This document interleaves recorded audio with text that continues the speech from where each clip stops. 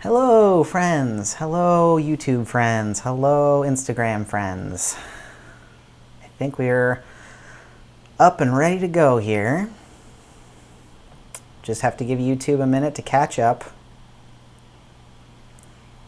YouTube's always a little bit slower than everything else.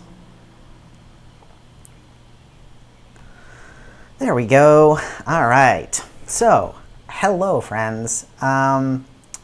Tonight we are doing something different. I am streaming in two different places. We are streaming here on YouTube, and then we are also streaming here on Instagram. So this is very cool. This is the first time we've tried to stream two different places. So bear with me if we have some technical difficulties. Hopefully we should be all right, though. Yay, glad to see you. Say hi in the chat if you show up. If you are here, if you want to say hi. All right, I'm seeing Nikki and Carolyn and me, who I can never remember who me is, and Robin. Hi, everybody. We're on YouTube. And I see Lawrence over on Instagram. So I'm glad to see you here. Oh, good. And we've got more folks joining on Instagram as well. So, oh my gosh, this is so much technology, so much learning. And there's Brian, and there's Ellis, and there's Albie. I'm seeing people in two different places. So many people. This is great. Well, I'm glad you're all here. I'm glad to be hanging out with you for another Bible study tonight. We are talking about stories tonight, and we're talking about two parables that Jesus tells, and we're going to try to figure out what the heck he's talking about. It's going to be a good time, I think. So I wanted to sort of bring you all in to where this Bible study is coming from, where this particular topic is coming from. Today I was reading, as many of you know, today is the 1-year anniversary of Rachel Held Evans' death, and a lot of people have been thinking about her today and about her writing, myself included, and about her life and about just what an awesome person she was. And so as I was reading through some of her stuff, I just kept sort of being hit by the power of story and how much she really leaned into that in her work. And so I was thinking about stories, and I came across a passage. So I'm going to read a passage from one of Rachel's books to you.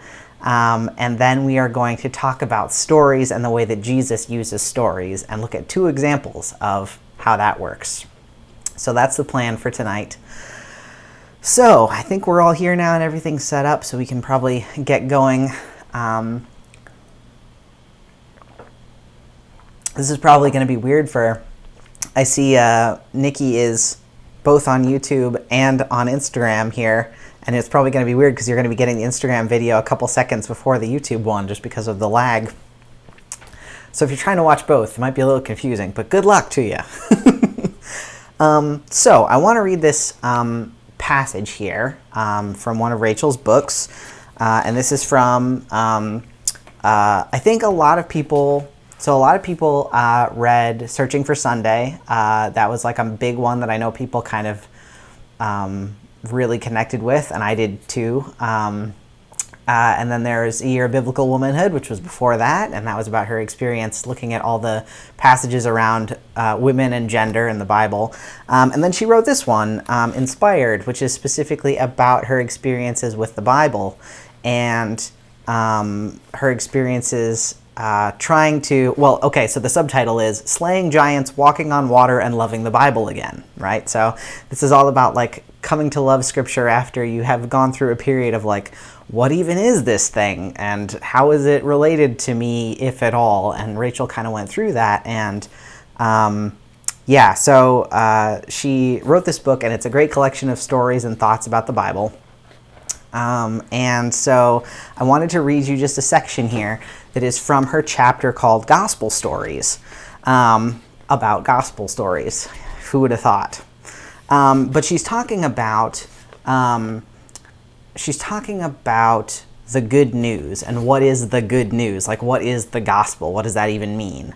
And so when she's talking about, she asks the question, what is the good news? And she says, indeed, in Scripture, no two people encounter Jesus in exactly the same way. Not once does anyone pray the sinner's prayer or ask Jesus into their heart. The good news is good for the whole world, certainly, but what makes it good varies from person to person and community to community. Liberation from sin looks different for the rich young ruler than it does for the woman caught in adultery. The good news that Jesus is the Messiah has a different impact on John the Baptist, a Jewish prophet, than it does on the Ethiopian eunuch, a Gentile and an outsider. Salvation means one thing for Mary Magdalene, first to witness the resurrection, and another to the thief who died next to Jesus on the cross. The gospel is like a mosaic of stories, each one part of a larger story, yet beautiful and truthful on its own. There's no formula and no blueprint. So when someone asks, what is the gospel? The best response is, let me tell you a story. So I love that sense of like, you can't, she continues further on in this chapter with the idea that like, it is impossible to sum up this whole story in like a trite little saying. As much as we want to be like, yeah, like John 3:16, like that's it in a nutshell. We want like in a nutshell, right? And Rachel's whole point in this chapter is you can't do things in a nutshell because this story is too big. It's too big a story. It's too complex. And it's different for every person, right? So then she kind of ends this section. She says, when Jesus himself talks about the good news, he frames it primarily in terms of the kingdom of God. Variations of this phrase, or its counterpart, the kingdom of heaven, occur 82 times in the Synoptic Gospels alone. What this means precisely remains something of a mystery, for Jesus' favorite way to speak about the kingdom is through story, riddle, and metaphor. So, that's why we're going to read some stories, riddles, and metaphors tonight.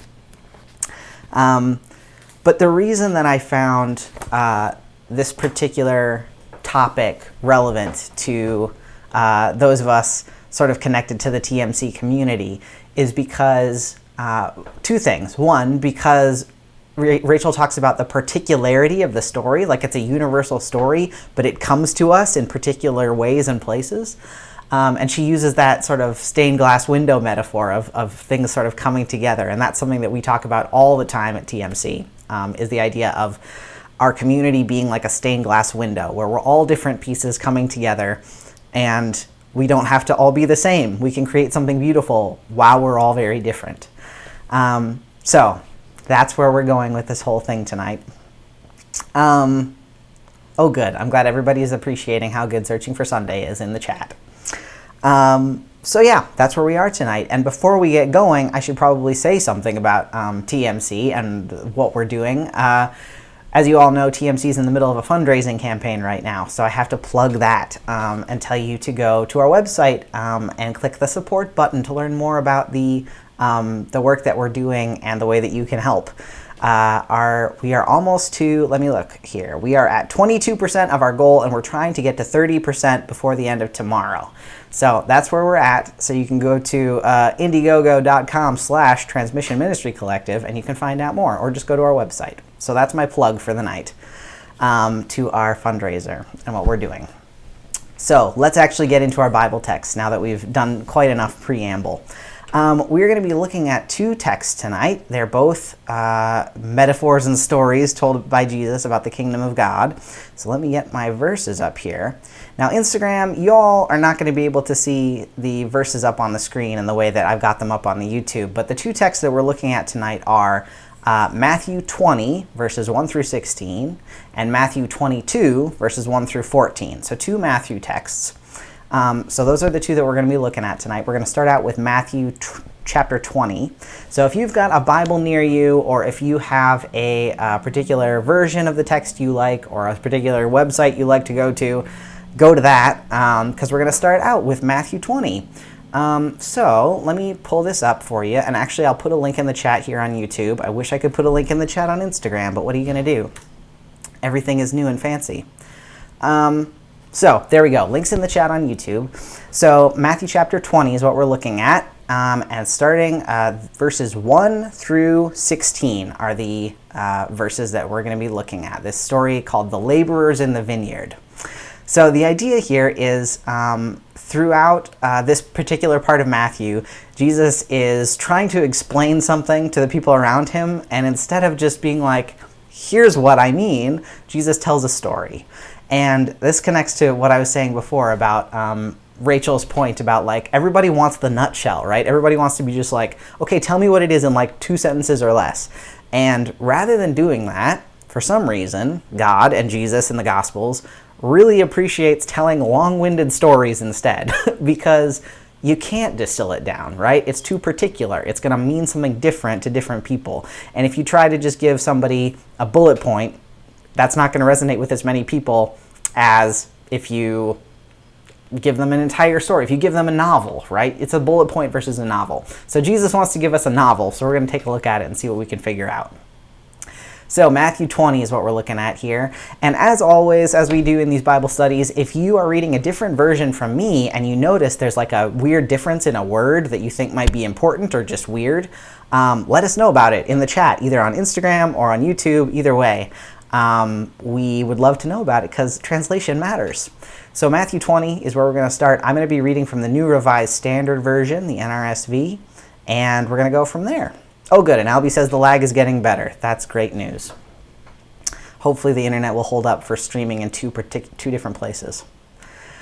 So let's start out here, Matthew 20. So we are going to actually read the whole text, Matthew 21 through 16. We're going to read all those verses, and then we're going to kind of go back and look at it bit by bit. But we want to read the whole story first, because this is kind of just a chunk that belongs all by itself. So I will read, and we'll get going. So it starts like this. Jesus is talking, and Jesus says, "For the kingdom of heaven is like a landowner who went out early in the morning to hire laborers for his vineyard. After agreeing with the laborers for the usual daily wage, he sent them into his vineyard. When he went out about 9 o'clock, he saw others standing idle in the marketplace, and he said to them, 'You also go into the vineyard, and I will pay you whatever is right.' So they went. When he went out again about noon, and about 3 o'clock he did the same, and about 5 o'clock he went out and found others standing around, and he said to them, 'Why are you standing here idle all day?' They said to him, 'Because no one has tried to hire us.' And he said to them, 'You also go into the vineyard.' When evening came, the owner of the vineyard said to his manager, 'Call the laborers and give them their pay, beginning with the last and then going to the first.' When those hired about 5 o'clock came, each of them received the usual daily wage. But when the first came, they thought they would receive more, but each of them also received the usual daily wage. When they received it, they grumbled against the landowner, saying, 'These last worked only 1 hour, and you've made them equal to us, who have borne the burden of the day and the scorching heat.' But he replied to them, 'Friend, I am doing you no wrong. Did you not agree with me for the usual daily wage? Take what belongs to you and go. I choose to give to these last the same as I gave to you. Am I not allowed to do what I choose with what belongs to me? Or are you envious because I am generous? So the last will be first, and the first will be last.'" So that's our first story. This story is one that I love. It's a little bit like, for those of you that are familiar with the story of the prodigal son, where the oldest son is like, "Grumble, grumble, why does that youngest son get everything?"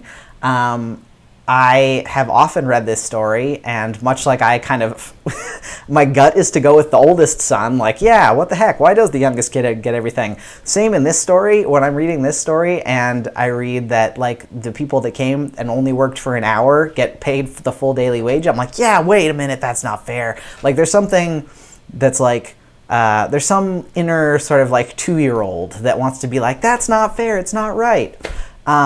And that's kind of the whole point of the story. So if you had that feeling where you're like, yeah, hang on a minute, those guys at the end were right about this, you're not alone. That's a strong instinct that we're kind of, I think, maybe is built into us as living creatures that are always worried about scarcity. That this story plays on that. It plays on that, like, if they get the same as I get, then, like, what does that mean, right? So the question that I want us to ask here, well, we've got several questions to ask about this text.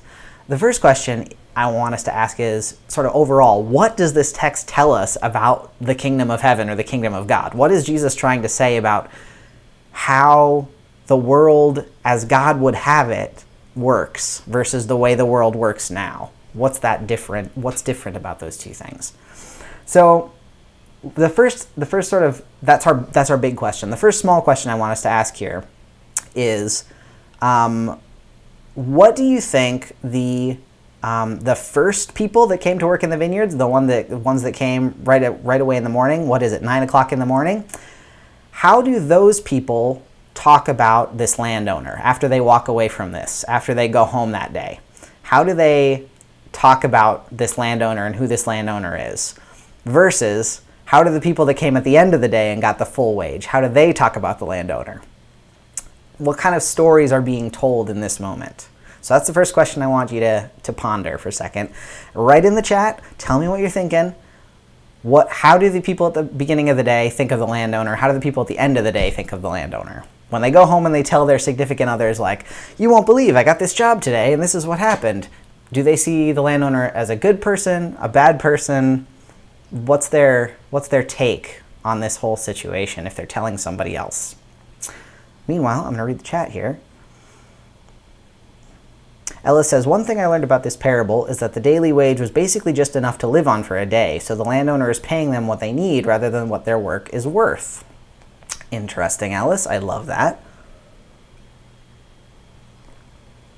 It gives you, if you think about it that way, if you think about this idea of the landowner paying that daily wage, it connects, at least in my mind, to the idea of the Lord's Prayer and saying, give us this day our daily bread, right? Like this idea of like literally just what we need for today. Like I'm not thinking about like how to store all this up. It's just what I need for right now.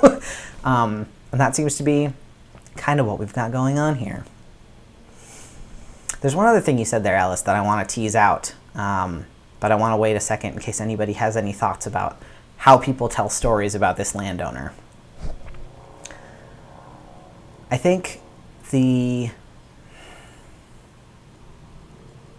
reason I asked that question, like how do these people talk about the landowner, is because I think the point that Jesus is trying to make is that this is the same way that those individuals who were working in the vineyard talk about the landowner is the way that we talk about God when either good things or bad things happen that we feel are like unfair. The idea here, right, is that the people that came at the beginning of the day did agree to a daily wage. That's what they agreed to. They say that they were going to be paid, I'm trying to think of like I was going to say like $10. Obviously that doesn't make sense in that case or in this case, but like say for the sake of argument, you're going to say, I'm going to pay you $10 for this. And then later on people come and also get paid $10. There's this sense of, you know, what am I even being paid for? What was the point here? Oh, Julia, yay, Golden Heart. Good to see you. It's okay. No worries about being late. Come in whenever you want. Brian says, I think the later ones will talk up the landowner as generous. Yeah, so the later ones obviously have had a good experience, right? Like they come home and they're like, you will not believe I worked for an hour and I've got to think of a better, like not $10. That's not going to make sense. What's a good daily wage for today? Say that you're making $20 an hour and you're working for 8 hours. So that's $120. So say you're making $120 a day, and that's the usual wage, but you only come in and you work from 5 to 6 and you still get $120. Like those people are going to be pumped about getting that amount of money for only an hour's work, right? So they're going to go home and they're going to say, you'll never believe what happened today. I got paid a full day's wages for only doing an hour. And there's that sense of like gratitude, that sense of like, I can't believe this happened, like almost disbelief, right? Almost like this is too good to be true. With the folks that came later or folks that were there right away early in the day, yeah, Albie says, gosh, I want that job. Same, that'd be great. I was using $20 an hour because like, you know, fighting for that $20 an hour wage. But like I think the people that came early in the day that like, imagine that you are the person that is conscientious and you set your alarm and you get up early in the morning to go stand where the people are standing in line to get jobs. And you get there and you've been waiting, you're up early, you got your lunch, you're all dressed nice, like you're ready to go. And then you get there and you get the job. But then later on, people who have not done all that, they've not put in the work, right? They haven't put in the work to prepare, to be there on time. They also haven't done the actual work of the day. You might feel like, you know, you might feel, I think what it comes down to is it comes down to people's feeling about their worth as people. Not necessarily the money they're getting, but it's the sense of like the worth. So I want to touch back on that in a second, but the chat's going off. Carolyn says, building off Ellie's point, Ellis's point, that the people who were at the end were likely worrying if they didn't get hired, they wouldn't be able to afford food. So getting a day's pay would have been relieving. Exactly. So right, if Ellis is right there about the idea that you get a day's wages is basically what you need for one day. If you come at 5 o'clock at night and you are worried about not getting a job, that could mean that all the next day you don't eat, right? So it's not just a like, oh, I got a little extra money. It's like, oh, thank God I can eat tomorrow, right? So it's a big deal. Robin says, I could see the people who got there first say that the landlord was being unfair, and the ones who got there last will see the landowner as being generous. This would be like God's chosen people being first and then expanding the kingdom to others who were called later. Ooh, I like that. Robin, I think that idea of connecting these people with like the Jewish folks as chosen first and then people, Gentiles being grafted on later, that's definitely interpretation. I believe, I'm trying to remember who used that interpretation. It might have been Augustine who said that that was what this parable was about. And even though I don't totally know if that's what Jesus meant in this very moment, I definitely think this is what the early church was reading into it. This idea of like, oh, we're just getting here late, don't worry about us. We're just sneaking in the door. I can definitely see the early church reading it that way, for sure. Yeah, Ellis is talking about how people might be resentful of the landowner. The people who are early might be resentful. Madison says, people when I worked at Walmart could get resentful because we started at $12.50 while they had been bumped up to that having worked there for years. Oh my gosh, yeah. So Madison, that's like a real life example, right? Of like the people that that were hired at a lower wage and spent a long time working up to that. And then when you get there, like that's one of the, that's the argument for, what's the thing for getting rid of college loan debt, right? Is like, well, these people worked so hard to pay off their college loan debt, so like, why should we just wipe away debt for all these other people that haven't been working off their debt forever and ever? Like, that's basically the argument we're working on here. And yeah, like it's a sense of your worth and your your worth is not being recognized if other people are being elevated to that same level. So let's stop there for a second, because there's a verse here that says exactly that. I think that's what it's getting to. Verse 12. So it says, the people that came early are grumbling, and they say, these last worked only 1 hour, and you have made them equal to us, who have borne the burden of the day and the scorching heat. So the thing that they're actually complaining about is not that you gave these people the same amount of money. They're literally saying you made them equal to us in like worth.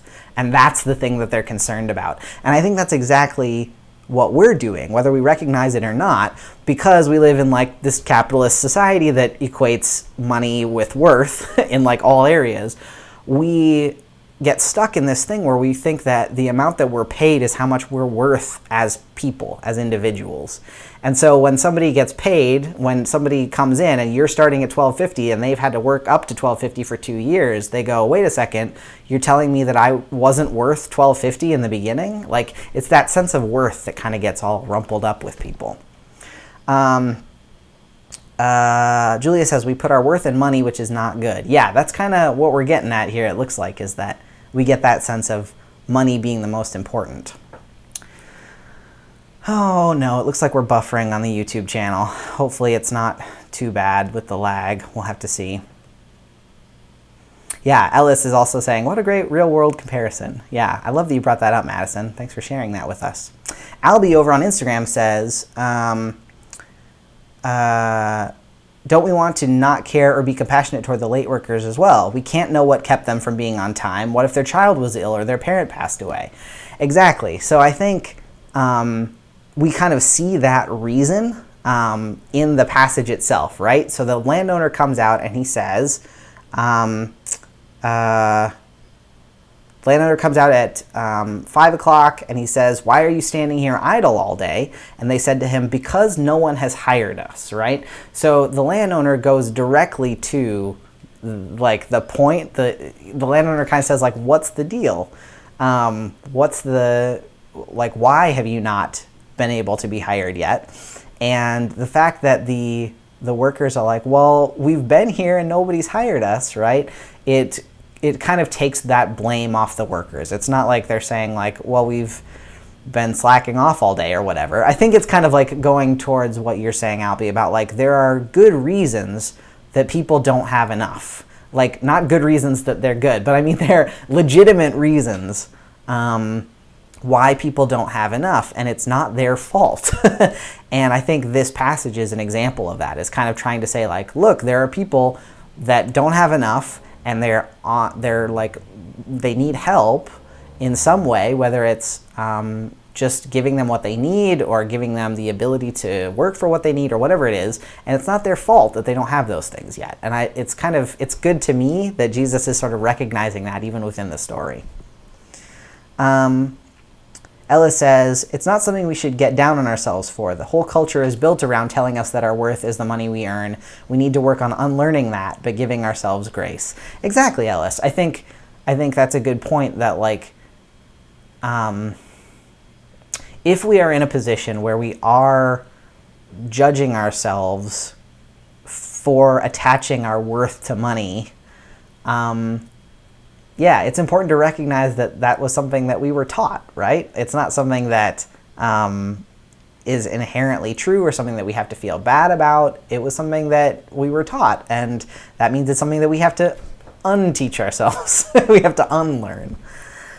So, hang on. I got so excited about this text that I went all off my notes. So I want to take us for a second to looking at this text through the lens of liberation theology. So if you're not familiar with liberation theology, liberation theology was sort of cultivated and created in Central and South America. And it's something that has to do with seeing the gospel and seeing God's work as liberative. One of the sort of founders, if not the founder of liberation theology, is Gustavo. It's Gustavo, right? Yeah, Gustavo Gutierrez. I always forget his first name. Gustavo Gutierrez is like one of the main cornerstones of liberation theology. And he talks about God as always having what he calls a preferential option for the poor.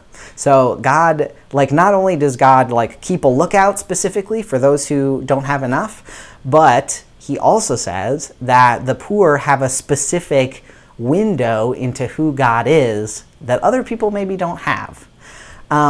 So that was kind of the reason that I wanted us to think about how would those people that came at the end of the day, who didn't have their daily bread yet, who were looking out for somebody to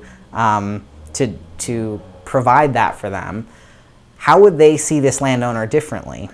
They're going to have a different lens. They're going to have a different way of seeing who God is than the people that just worked a regular day's wage and maybe had some savings to lean back on, right? They're going to see this landowner through a different lens because they come from a different perspective. So that's the point I'm trying to make, is that we see God and we see this idea of the kingdom differently because we all have different perspectives. So how do we, I guess the sort of next question that comes out of that is, how do we understand our individual worth in the kingdom according to this passage? Because we've kind of talked about how this passage isn't about seeing your worth as related to the money that you make. So how is worth created in this kingdom that Jesus is imagining? What does that look like? How do we decide what somebody's worth is if we're not using money, if we're looking at this story?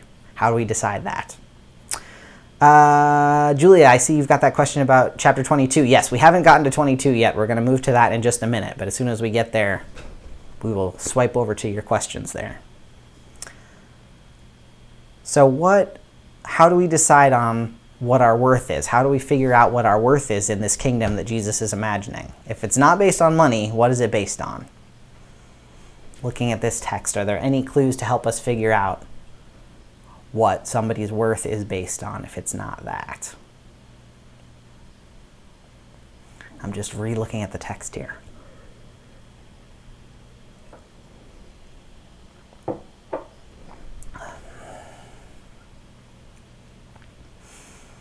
I think that we might have a little bit of a clue in the very last verse. But you all tell me what you think. Ellis says, worth is created when God creates us. Nothing after that, nothing we do matters. God values and loves us equally regardless of our abilities and situations. So Ellis is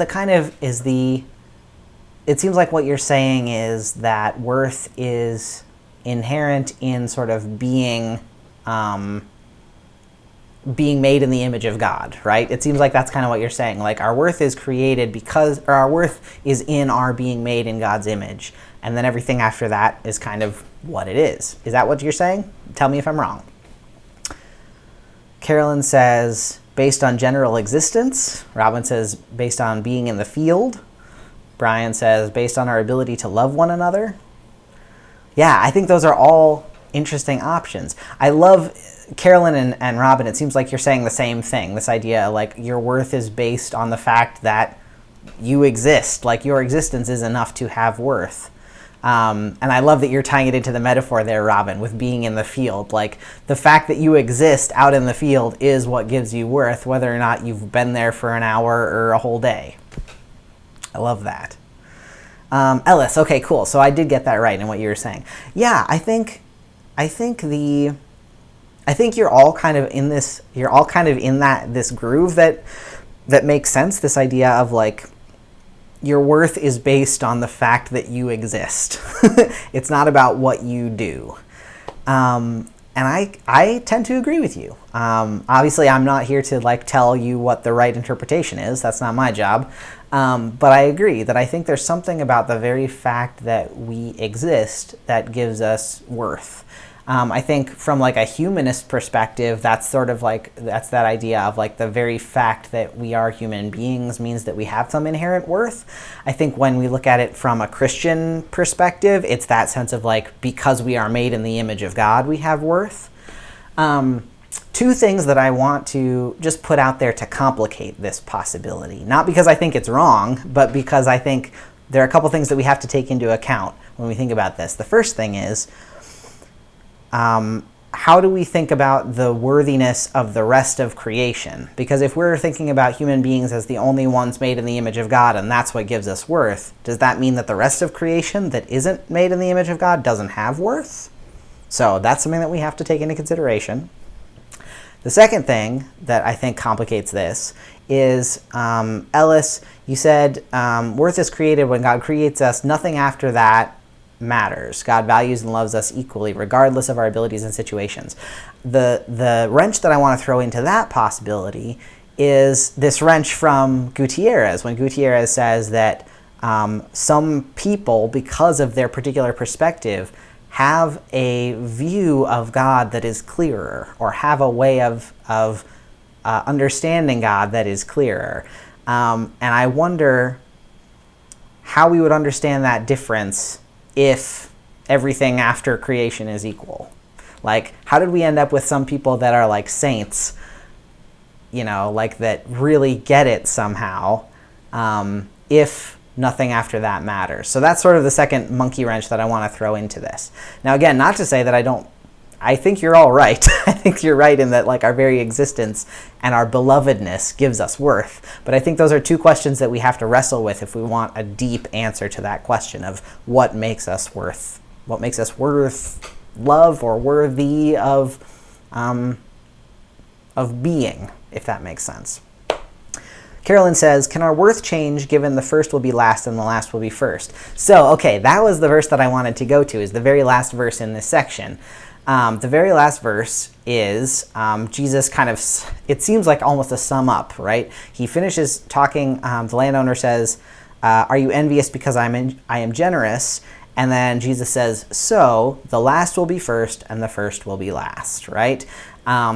And I wonder how we understand worth in the kingdom based on that last bit. Because it seems like Jesus is acknowledging that there is some unevenness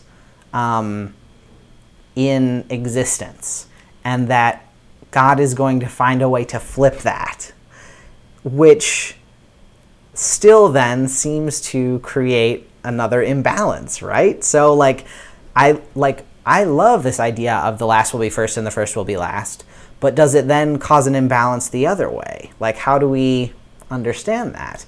And this is where I've got another question for us, but I want to just hold here for a minute.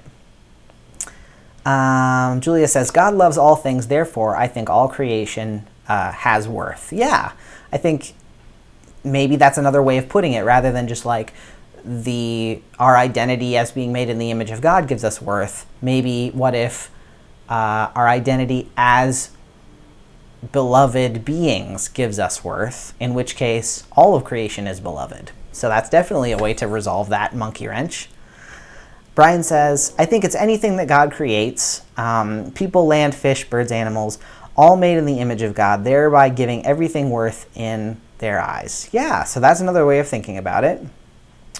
Ellis says, our worth is like the worth of children. The worth of creation is like the worth of a masterpiece work of art. Different, but both are immeasurably great. Yeah, I like that differentiation, that idea of a work of art versus a person, that maybe there's something about the way that God interacts with human beings. Certainly we see it in Scripture, right? That God interacts with human beings in a way that's different than God interacts with the rest of creation. I still personally feel a discomfort with the idea of one being more important than the other, but I definitely see a difference in the two, and I think that's an interesting metaphor to explain that. Ellis also says the way Jesus uses that flips things on their heads like that. I love that, but struggle with it a bit. Yeah, me too. I think that bit that point I made about if we flip it the other way, doesn't that mean it's still sort of unbalanced in some way? I worry because I worry that sort of thinking about this passage is almost like trying to say something about well, what about reverse racism, right? I worry that sense of, but then it will just be flipped the other way, is something that only people already in a position of power would say. Maybe only those of us who came at the beginning of the day and are feeling all self-righteous are the ones that are worried about it flipping. Maybe only the people who are first are the ones that are freaked out, because we might stand to be last. So I worry about that, and I think that's why it's important for us to continue to read these stories with people who have different perspectives than we do, because just our one perspective is not going to get at all the little facets of these stories. Okay, so we have to move on to our next passage because we're running out of time, and we got to move to our other passage about what the kingdom looks like. So we are going to move to a second passage here, which is Matthew 22, 1 through 14. So if you've got your Bible, turn to Matthew 22, just 2 chapters later, and verses 1 through 14. The second parable about the kingdom has a bit of a tricky ending, so I'm interested to see what you all make of it. We are going to do what we did with this first passage, where we're going to read through the whole chunk, and then we're going to kind of take it a little bit at a time with questions after that. But we're going to read the whole thing first. Ooh, I want to go to the chat here for just a second. Carolyn says, I've kind of imagined it like children standing in line where each one is worth the same, but those in the front get to recess first, and then the line changes order. Yeah, so maybe in that case, it's not particularly about worth. It's just about, everybody's going to get lunch, but who's going to get lunch first, right? And honestly, I think that's kind of like I remember being in elementary school, or I guess it was middle school, and lining up to go to lunch and being so worried that I like wasn't gonna get like, I'm so hungry. What if we never get lunch? What if they run out of chicken nuggets?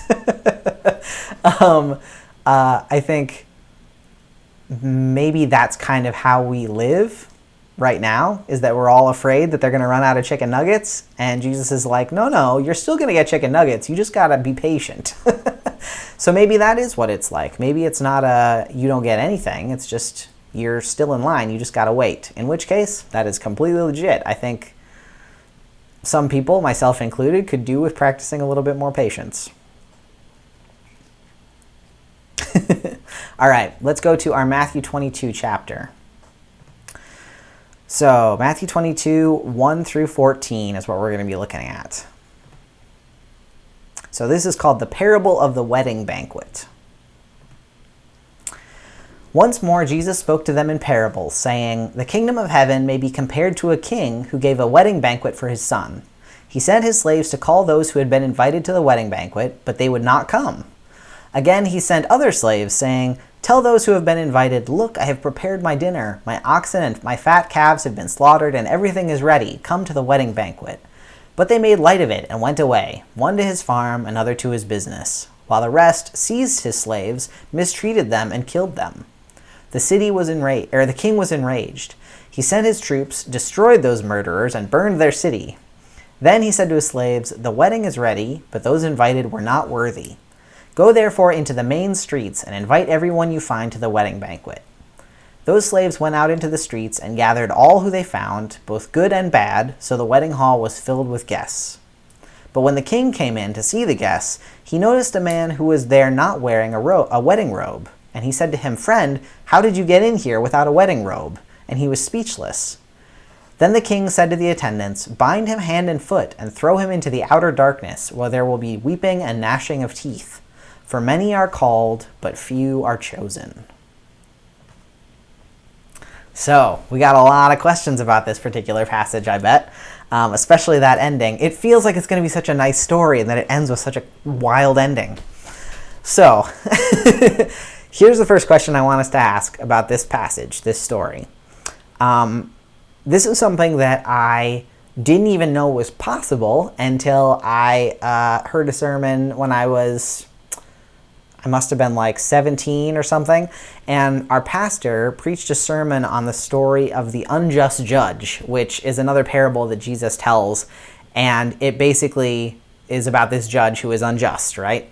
And I always assumed that in the stories that Jesus told, if there was any sort of like powerful figure, like a judge or a king or whatever, we were always supposed to assume that that person was God. I just assumed that that was the way the Bible worked. And so when I heard this story about the unjust judge, I was like, wait a minute, are you saying that God is like an unjust judge? Because that seems really bad. And this pastor, he preached the sermon and he said, just so you know, not every story in the Bible where a person, who is in power, like a story is told about a person in power, that's not always supposed to be God. We don't always have to associate this bad person with God all the time. Sometimes it's not meant to represent God. So the first question I want to ask here is, Jesus is telling this story about the kingdom of heaven and what it's going to be like. Do you think there are any differences between how God treats people and how this king treats people? Because we have to pull apart that ending a little bit to understand it more. But just from the get-go, before we even start, do you think there's a difference between how God treats people and how this king treats people? What are those differences, if any?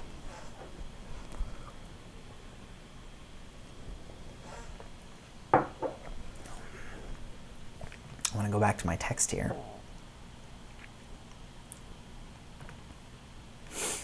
While you're thinking about that and writing in about that question, I want to give us one interesting historical tidbit that will help us understand this story a little bit more.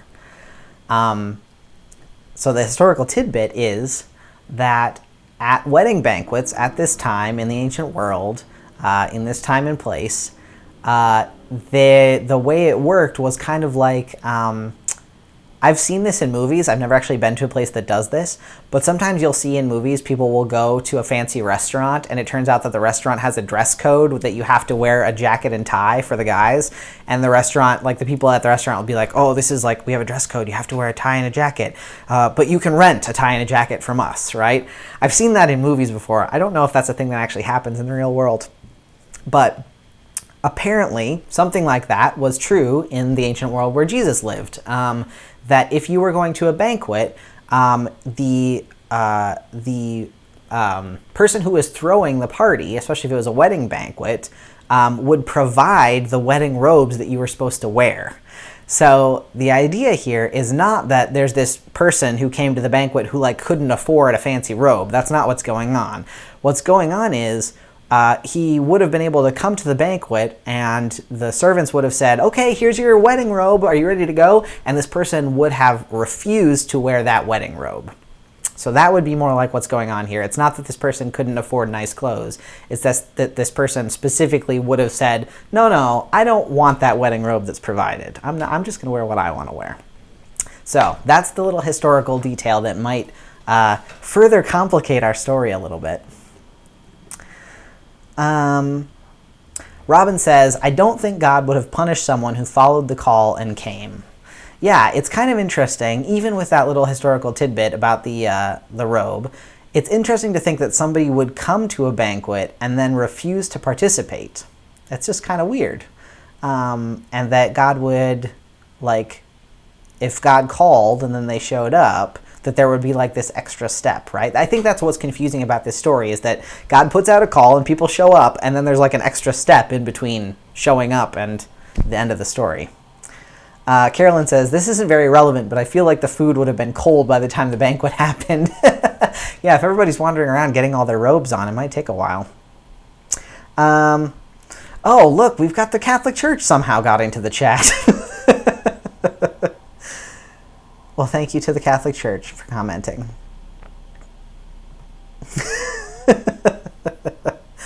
At some point, we'll have to talk about Protestants and Catholics. That might be something that might be interesting to do. Oops. Hold on. My chat's running weird. So if we're looking at this story about this person showing up and refusing to wear the wedding robe, I think that might bring up something for a couple of us. If the point that's being made here is something that might get kind of mixed up in our own personal feelings about clothing, maybe, for those of us that are trans or gender expansive. I think, Madison, we're not yelling at you for being a heretic, we promise. I think because some of us may have had a similar experience where we maybe were made to go to a fancy thing and made to dress up in a specific way, and if we could have said, no, I thanks, I'll show up, but I'm going to wear what I want to wear, like this story might be a little bit scary, right? Because we may have had a very similar experience at some point. But I don't think that's what's going on here. It could be. We could read this person. What if we did? Like here, just throwing this out here for sake of argument. What if we did read this person as somebody who was saying no to clothing for gender reasons? That would be an interesting way to read this passage. But if that was the case, I think God would probably get it. I don't think God would have the same reaction if that was the case. Let me give you an example of how other people have read this. Martin Luther, who had opinions about everything, Martin Luther said that this story with the man who refused the wedding coat or wedding robe, he said it was about people who basically said that they were Christians but didn't act like it. He basically was like, oh yeah, this is like the Christians who say like, oh yeah, I'm a Christian, and then they proceed to do terrible things to their neighbors. He said they are like the people that say, yes, I'll show up to the wedding, but then they get there and they're like, no, but I'm not like fully in on participation. I'm just sort of going to hang out at the edges, right? So that was Martin Luther's interpretation of this passage, that this is about, that bit is about Christians who say they're Christians and don't act like it. So that's one way that you could interpret this text. One of the things that I think that, sorry, I got distracted by the chat for a second. One of the things I find really, really interesting about this text is verse 10. The slaves went out into the streets and gathered all who they found, both good and bad. So the wedding hall was filled with guests. How do we feel about this idea of the servants going out and getting everybody good and bad? I know this is something that we've talked about in the Discord quite a bit, the idea of like universal salvation and like people, God sort of allowing everybody the chance to like to become part of the kingdom. So yeah, it's an interesting one for sure. Ellis says that feels weird from Luther, who was big on saved by grace alone. It's true. I think the thing that he was, I'm trying to remember if it was the commentary on this passage or where it was that he was writing it on. It was very much about the grace of it all. It was about like, I probably did kind of a bad job explaining that. Basically, Luther's thing was they're not acting like Christians because they're not accepting what God is trying to provide. So they're not acting like Christians because they're not accepting God's grace. That's probably a more specifically Lutheran way to explain that. Yeah, so Brian says God treats everyone equally, good and bad. Yeah, so there's this example of like the slaves going out and like bringing everybody in, right? Good and bad. And I think it points toward that sense of like equality that I think or is equality the word I want? I think it is. The sense of equality of everybody being given a spot, even if it's a spot in line, you're still given a spot, right? Which I really like.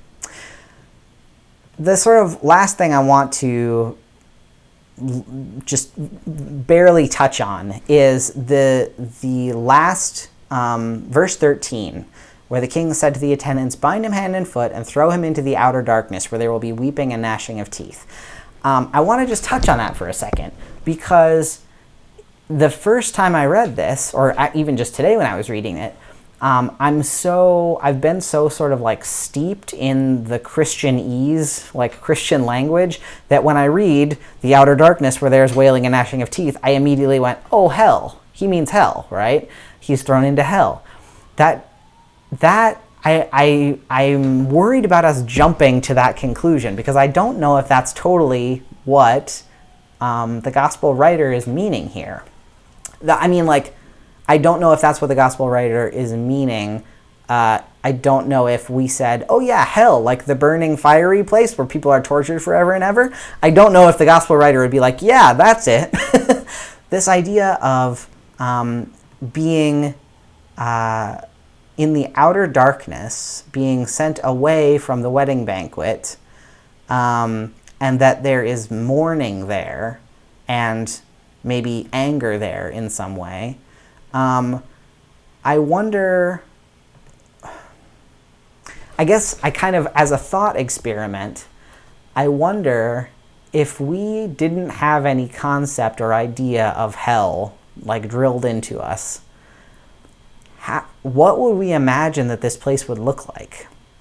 Because I'm trying to sort of like take away the baggage of the idea of hell here, to look at that verse and think to myself, it sounds like this person is being tied up and then just like dropped off outside the castle.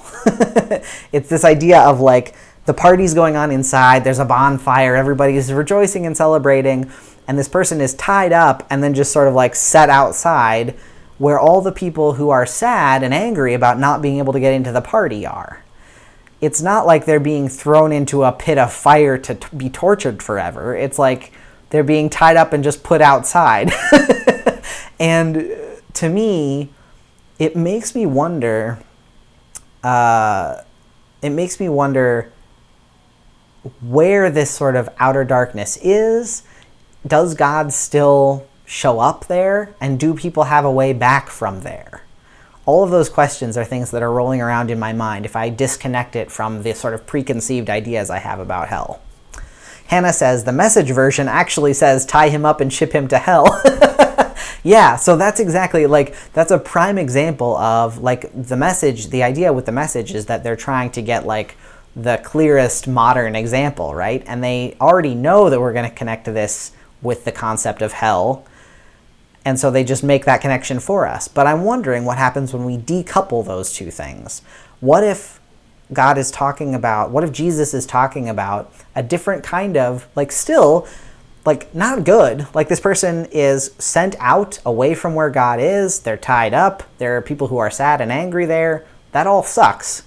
But what if this is more like, I am almost thinking of it as more like medieval stocks, you know, stocks where you, like, people would get their, like, head and hands, like, put in the stocks, and they'd be, like, sentenced to go to the stocks for a day or something like that.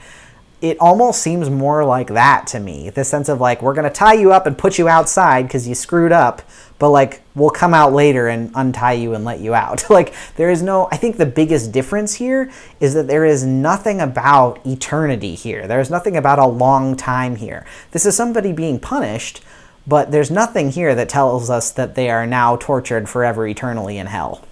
That's not what the text is saying. And so I want us to think about decoupling those two things. Ellis says, sometimes I've thought about hell as the absence of God, which I think fits the idea of being thrown out of the banquet. No fire, but no grace or goodness either. Yeah, it's like, it's almost like, yeah, I think in the outer darkness is actually a really great metaphor. The sense, although, like I've said before, we have to be careful about light and darkness metaphors, but, like, this idea of, like, being away from the warm fire, being taken away from where the people are, is kind of what we're going at here. Brian says, maybe it's the people who refuse the banquet now realizing their mistake and they hear all the laughter. That's kind of how I read it too, Brian. This idea of, like, what if those people who are crying and wailing and gnashing of teeth, like, I can't believe those people are in there. Like, this idea of, like, people on the outside of the hall or of the castle being like, I want to get in. Like, that to me almost makes more sense in what the text is saying. Carolyn says, I thought of loneliness and being kept out of the banquet with all the people. Yeah. Nikki said, I was going to say most times like this, most times I like the message's way of wording things, but this made me say, yeah, agreed. Carolyn says, maybe if he showed up in a robe, he would be let in again. Yeah, you almost want to be like, you want this person to get a second chance, you know? You want this person to be like, okay, like they go out and they untie him after the banquet is over and say, okay, go home. And next time we have a banquet, maybe wear the thing you were supposed to wear that we provided for you. Yeah. Yeah, so Robin points out one important thing here. The people not invited and who had punished the slaves had their houses destroyed. Yeah, so back in verse, what verse is that? Verse 7, the king sent his troops, destroyed the murderers, and burned their city. Yeah, so the I would suspect that verse is specifically, or those verses about the people who murdered the slaves made sense to early Christians who were thinking about how Jesus was murdered, right?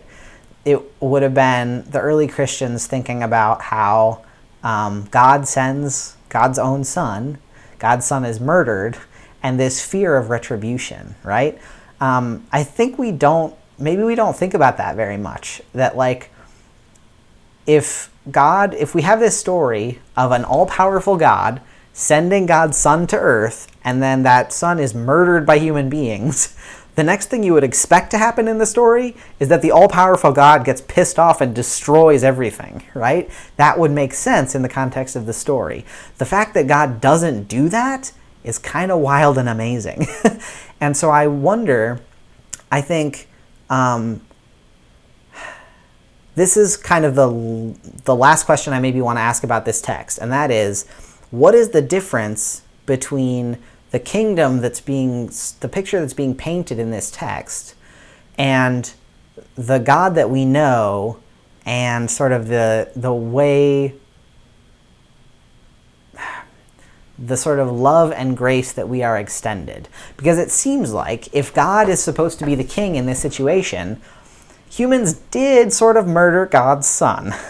So we should maybe have expected getting all of, like, that punishment, right? Uh-oh. I just realized that I ran out of time on our Instagram. Sorry, Instagram. We maybe should have expected the end to the story be like, and then their village was set on fire. But God doesn't do that. So God is not a one-to-one equal to this king. There are some things about God that are different than how this king operates. And I think that's also a hopeful point to think about. That like there are ways in which God is more merciful than this king. And that makes me think that the stories that Jesus tells are not just about how God is. Jesus is almost doing a message translation, right? Jesus is basically trying to talk in the language of the people so that they will understand. If God had said, oh yeah, and then the king sent his servants and all the servants were murdered and the king was like, well, I still love you anyway.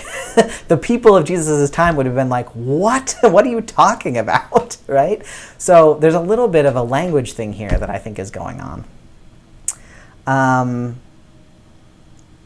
Yeah, Ella's talking about God seeing humans as a bunch of 4-year-olds. Agreed. Melissa says, both parables address one of the things that Jesus warned all of us to be on the watch for in our lives, which is pride. Our lack of humility affects our relationship with God and with others.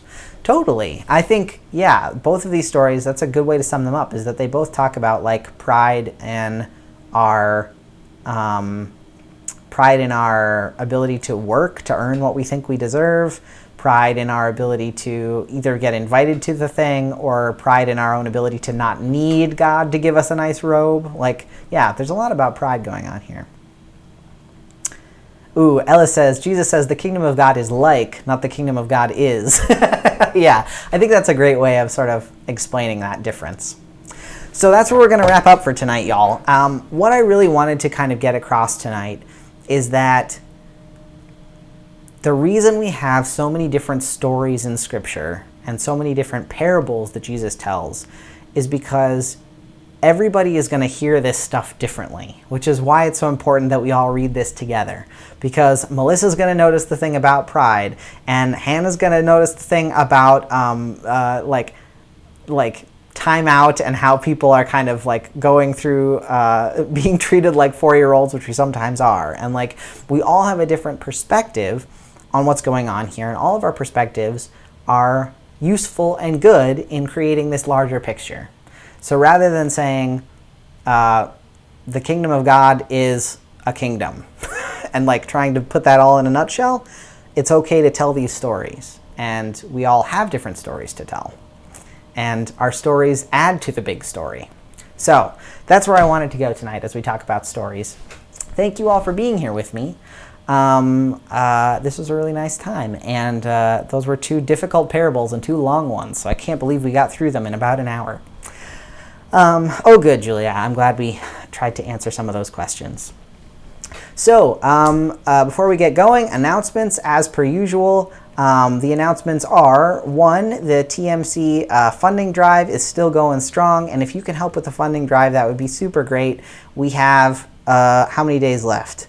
We have 16 days left, and we might not meet our entire goal, but we are still really, really trying to get the resources we need to keep things going during this difficult time. So if you can contribute in any way to the fundraiser, that would be awesome. I put that link in the chat. In terms of things coming up on the calendar, if you have any questions about what we're doing next, I'm going to put this other link in the chat as well. You can look at our TMC calendar, which is, there we go. You can look at our calendar to see when things are coming up next. We have a couple of support groups happening this week, and then we have support groups all next week. And next week we're also maybe going to have a special event, so keep an eye out for special event news. So thanks for being here, everybody. It was great to talk with you, and we'll see you again soon. All right, everybody. Peace.